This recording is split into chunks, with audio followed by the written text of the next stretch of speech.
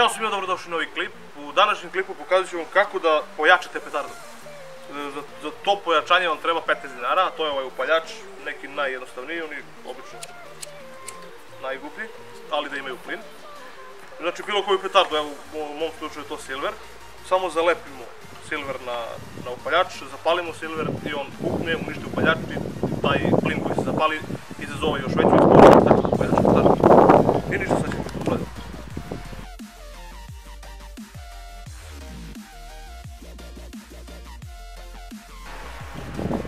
I evo sad ćemo da izlepimo sve, 5 komada, tako sam, 5 upaljača imam. Sad ćemo da ih zalepimo sve i da isprobamo da li to radi. I ljudi, napravili smo 5 komada, sad ćemo da ih isprobamo, da vidimo kako pucaju. Ali nadam se da će da pojača petardu, u stvari siguran sam da će pojača petardu jer nemoguće je da ovaj silver ne uništi upaljač, znači da mora se zapali plin i mora to da pukne. Znači, upozoravam vas da kad pucate mirnovec petarde, to je sve petarde uopšte, ali u ovom slučaju su mirnovec, obavezno, znači nikako nemojte u ruci da palite petardu, već stavite negde pa onda zapalite.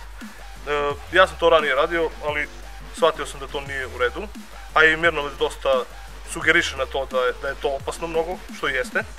Tako da stavite petardu, onda zapalite i nek puca, nek radi šta hoće. Ništa idem ja pucam.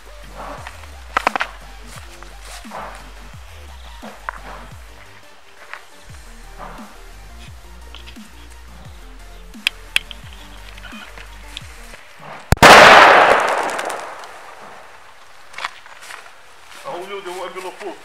Znači stavimo 2 komada. Gde sam da stavljamo ovdje? Ćemo spojimo 2 fotine. Zapaljeni su, roka!